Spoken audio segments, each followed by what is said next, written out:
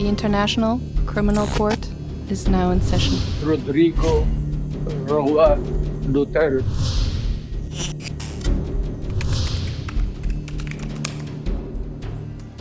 Ibinasura ng International Criminal Court Pre-Trial Chamber 1 ang hiling ng kampo ni dating Pangulong Rodrigo Duterte na iapila ang confirmation of charges para sa kaso niyang crimes against humanity.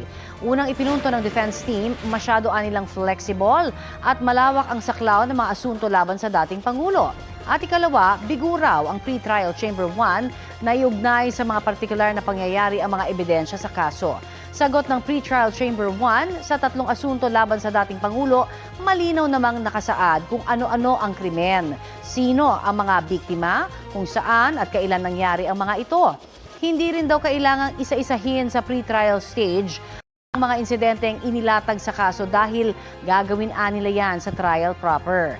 Mas pinaigting naman ang pagbabantay sa dating Pangulo na nakakulong sa ICC Detention Center. Ayon sa ICC Registry, payo ito ng medical officer ng detention center dahil may fall risk o malaki ang panganib na matumba si Duterte. May edad na raw kasi, may karamdaman pa. 81 years old po ang dating Pangulo. Base sa ICC Registry, dati nang nawala ng balanse si Duterte na agad daw tinulungan at sinuri ang kalagayan.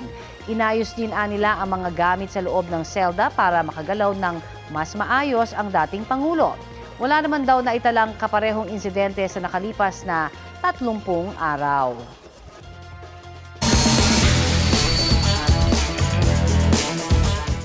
Ilang Pinay athletes ang nag-uwi ng karangalan mula sa ilang international competition.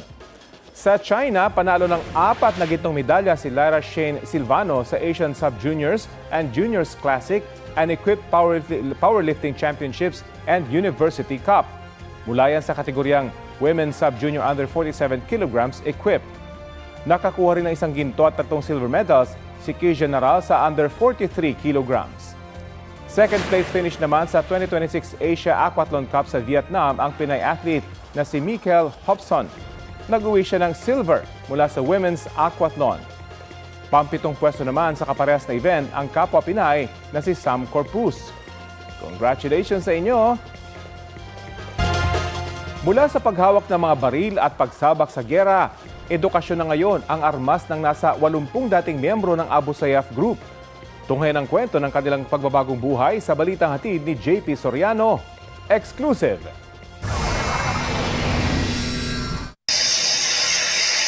Kuha ito ng isa sa mga pinakahuling engkwentro sa pagitan ng Abu Sayyaf. Tulad ng mga balat armas na umalingaw-ngaw para masupil sila, parang bangungot sa pandinig pag nasambi ang grupong Abu Sayyaf. Ginawa nilang impyerno ang mga paraisong tulad ng Dos Palmas, Palawan noong 2001 at naghusik ng takot hanggang abroad tulad sa Sipadad, Malaysia. Mula 1991, hindi na mabilang ang buhay na nabuwis dahil sa grupo, kabilang ang ilang pinugutan. Pero sa Sulu, kung saan sila minsang nagbase, may tila pumalit sa dati nilang ingay. Sa isang lugar doon na aking binisita, may ilang sinasanay, hindi para humawak ng armas, kundi para mag-aral. 80 sa kanila ay mga dating miyembro ng Abu Sayyaf na nagbalik loob sa gobyerno. Kasama ilan nilang kaanak, naka-enroll sila sa Click Mobile Education o Click Me, na pinapatakbo ng isang NGO, kaisa ang 11th Infantry Division ng Western Mindanao Command o Westmincom ng Sandatahang Lakas. Dito ko nakilala si Randy, hindi niya tunay na pangalan, na nag-aaral ng ilang basics sa mga software o apps. Nalaman ko na mayroong pera dun, na may magbibigay na pera, ganun. Kaya ko sumali sa ESG Group. Sa kalaman ko, doon lang ako makakahanap ng pera sa panggastos ko sa pamilya, ganun. Kaya ako pumasok doon. 13 taon lang si Randy nang matutong humawak ng armas. Pero isang araw, nasugatan siya sa engkwentro nila at ng militar at iniwan ng lider ng kanilang pangkat. Kasi nakakatakot yung buhay na sa loob. Minsan gera, kung may mamamatay, hindi na mapupulot yung iba. Kaklase niya ngayon si Lito, di rin niya tunay na pangalan, na minsang nakasama ang ilang high-value individual gaya ni na Abu Sayyaf leaders Isnilon Hapilon at Omar Patek. Naging bahagi siya ng ilang pangingidnap pero kumalas sa grupo noong 2018 ng magkasariling pamilya. Yung pinaglalaban, parang personal interest o pinagyayaman na yung kung ano man yung nakukuha nila. Extortion, yun ang nangyayari. Kaya naisip ko na sa magbagong buhay na ako. Ang kahirapan ni Lito at Randy ang sinamantala noon ng Abu Sayyaf para mahikayat silang lumahok sa grupo at gumawa ng mga krimen at karahasan. Gera ang sumira sa lugar na ito. Peace and order ang aming naging problema. Insurgency, terrorism, etc. Kidnapping. Kaya pagsugpo sa kahirapan sa pamamagitan ng edukasyon ang ginagamit ngayong armas para tuluyang maglaho ang multo ng terorismo sa probinsya. Dahil 9 na buwan ang pag-aaral sa Click Me program at di makakapaghanap buhay ang mga kalahok, aalalayan sila ng tulong pinansyal ng DSWD. Hindi man natin mapalitan yung income nila, pero the important part is may naiaabot tayo na tulong para to keep them encouraged to continue the program. Batid daw ng DSWD at mga kapartner nilang NGO na wala pa namang katiyakang matutuldukan na ang pagsali ng ilang tagusulo sa mga teroristang grupo. Pero ang tiyak daw, isang malinaw na hakbang ang akses sa edukasyon at ang pangakong pangmatagalang tulong para maibsan ang kahirapan para makamit ang tunay na kapayapaan sa probinsya. Click Me ang simula, pero plano yung dugtungan ng alternative learning system ng DepEd para magkaroon sila ng katumbas ng elementary at high school diploma at makapagkolehiyo kung gugustuhin. Life skills like computer literacy, digital literacy, how to prepare your resume. So itong mga development programs na to will help them become productive members of our society. Bagaman 2023 pa idiniklarang Abu Sayyaf Free ang Sulu, nagsisimula pa lang ang paghilom sa mga dating pugad ng Abu Sayyaf. Sa halos 500 dating miyembrong sumuko at nagbalik loob sa gobyerno, 180 pa lang ang may clearance at naipasok sa e-clip integration. Kailangan wala silang cases. So ito yung mga projects or programs na pwede nating mapa-avail sa mga ganitong tao so that they will feel na hindi sila outcasted sa society. Sa ngayon, may 2 pa rin daw nagre-recruit para sa iba't ibang lawless groups na binabantayan ng Westmincom. Imbes na sa kanila lumahok, nire-recruit naman sila ng Westmincom sa CAFGU para tumulong sa pagpapanatili ng kapayapaan. Ang pag-asa sa huli, lahat ng mga taga rito ay maramdamang bahagi sila ng lipunan at mawalan ng dahilan para lumaban sa gobyerno at sa isa't isa. JP Soriano, nagbabalita para sa GMA News.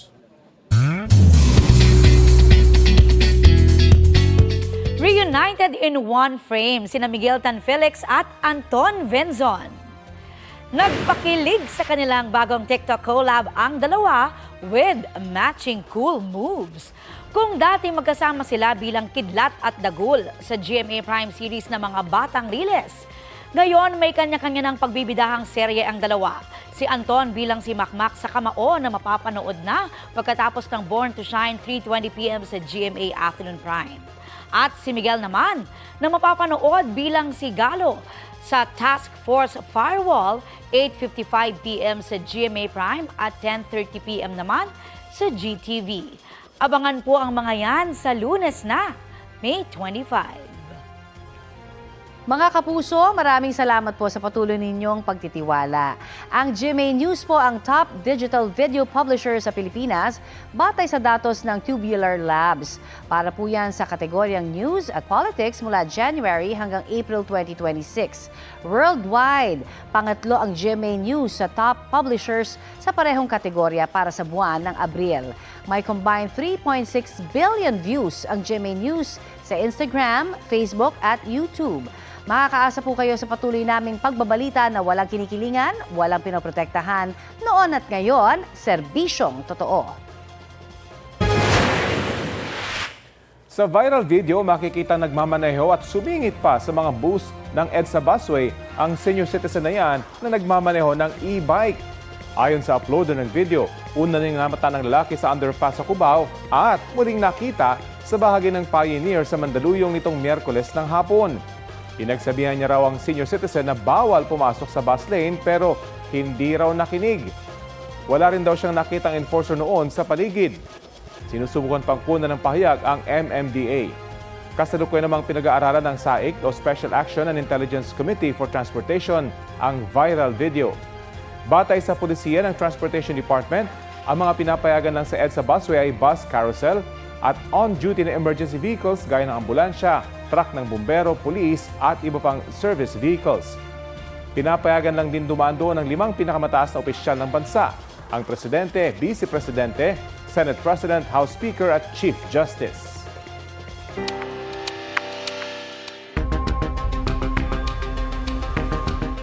Sinibak sa pwesto ang 2 pulis na tumulong umano para makapagpulong ang kaanak ng ilang nawawalang sabongero kasama ang mga nakakulong na pulis na sangkot sa kaso.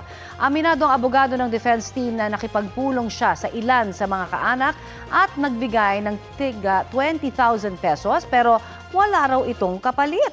Balitang hatid ni Mariz Umali.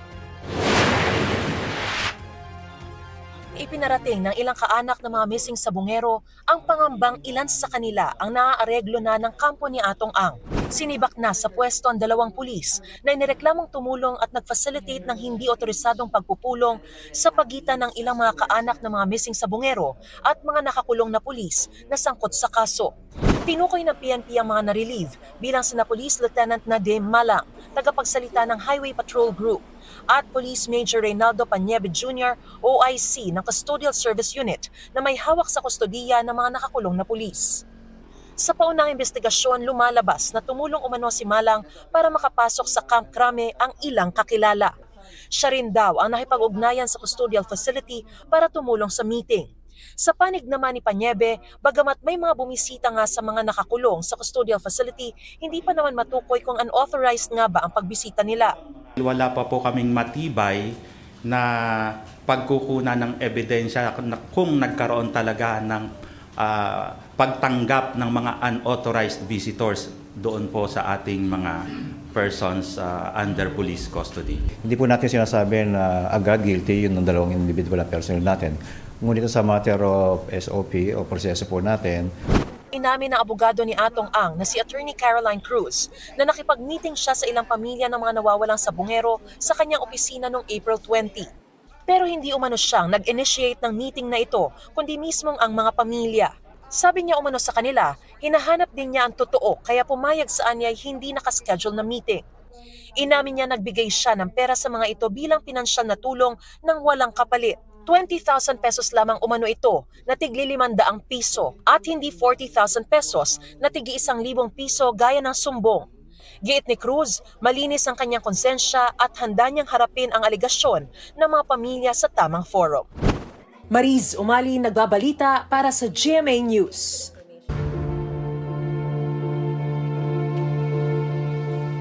Nagsampa ng mga reklamo si dating Caloocan City Mayor Ray Malonzo sa Office of the Ombudsman laban kay Caloocan 3rd District Representative Dean Asistio. Mga reklamong graft, malversation at falsification of public documents ang isinampa ng dating alkalde laban kay Asistio. Para yan sa 79 million pesos na halaga ng questionable umanong proyekto sa distrito ni Asistio tulad ng flood control projects, road construction at daycare center. Sabi ni Malonzo, nakarecord na kumpleto ang mga proyekto kahit na ghost, overpriced o hindi umano maayos ang pagkakagawa ng mga ito. Bukod kay Asistio, inireklamo rin ng isang DPWH District Engineer at 6 na kontratista. Sagot ni Asistio, pamumulitika ang pagsasampa ng reklamo ni Malonzo lalo na't may impormasyon daw siyang tatakbo si Malonzo sa susunod na eleksyon. Giit ng kongresista, walang ghost projects sa kanyang distrito. Sasagutin daw niya ang reklamo ng maayos at naaayon sa batas kapag natanggap na niya ang kopya nito. Sinusubukan pang kunin ng GMA News ang pahayag ng iba pang inireklamo ni Malonzo. Iniutos ni Pangulong Bongbong Marcos na dagdagan ang dami ng pupwedeng angkating karneng baboy ngayong taon. Base sa executive order na niligdaan ng Pangulo nitong May 19, 150,000 metric tons ang madadagdag sa minimum access value ng karneng baboy kada taon hanggang 2028. Kaya mula 54,210 metric tons ngayong taon, iniutos na itaas yan sa 204,210 metric tons. Isa sa mga itinukoy na dahilan sa utos ang patuloy na pagkalat ng African swine fever na nagpababa sa pambansang inventory ng baboy na nagresulta sa kakulangan ng supply at patuloy na pagtaas ng presyo nito. Utos pa ng Pangulo, dapat matiyak na patas ang allocation ng may import na karne para sa mga processor at Food Terminal Incorporated o kadiwa ng Pangulo program.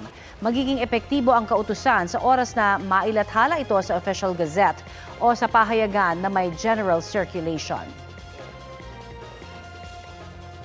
Nagbabala ang agriculture group na Philippine Chamber of Agriculture and Food Incorporated na posibleng magmahal ang produksyon ng pagkain kapag ipinatupad ang Philippine Nutrient Profile Model ng Department of Health.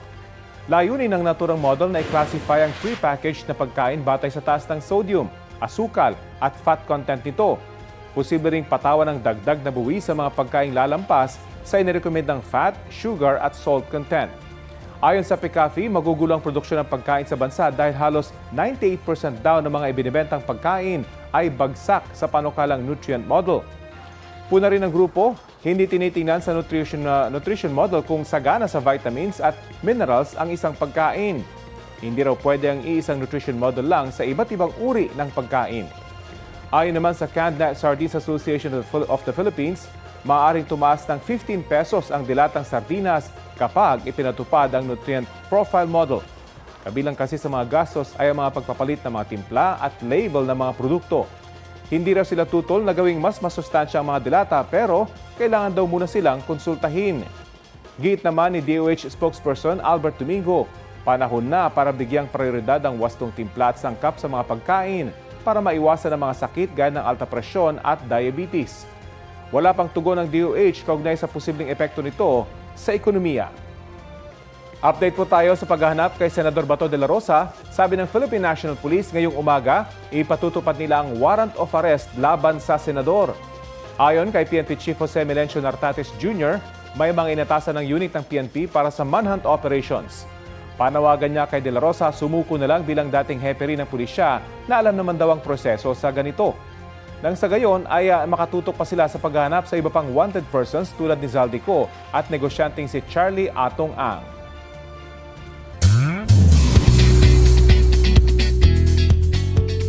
Matapos maispatan kasama ang bagong Sparkle GMA artist na si Kobe Brown sa isang concert last weekend, sinagot ni star of the new gen Jillian Ward ang tanong kung dating na ba sila.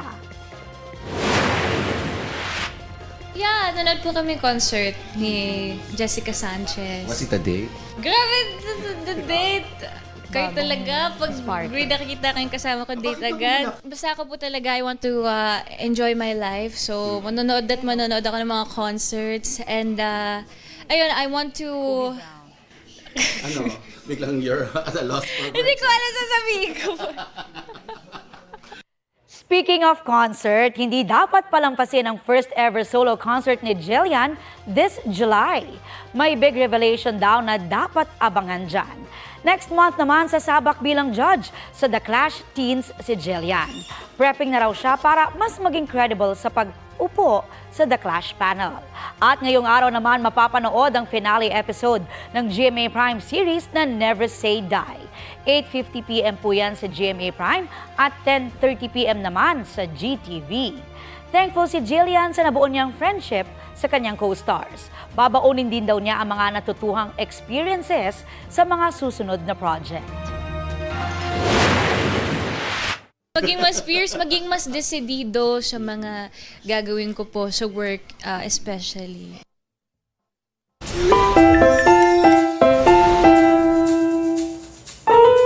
Heartwarming na regalo ang surprise ng isang netizen para sa kanyang tatay. Hatid ang unforgettable memory with the family. Si tatay kasi trinit ng anak for his first travel abroad. Wow! Saan yan? Sa Singapore, ang first out-of-the-country experience si Tatay Rodolfo. Ito raw ang way ng kanyang anak na si Rex para mag-give back sa kanyang magulang. Enjoy naman si Tatay Rodolfo na for the posing sa ilang sikat na tourist spots doon. At hoping naman si Rex na mas marami pa siyang maibigay sa kanyang mga magulang bilang pasasalamat sa mga sakripisyo nila. Na-inspire naman ng netizens at hoping na may paranas ang same experience sa kanilang family soon. Ang video na yan may mahigit 8.3 million views na online. Tatay Rodolfo, ikaw ay... Trending! Ang galing. Ayan, happy weekend po sa ating lahat.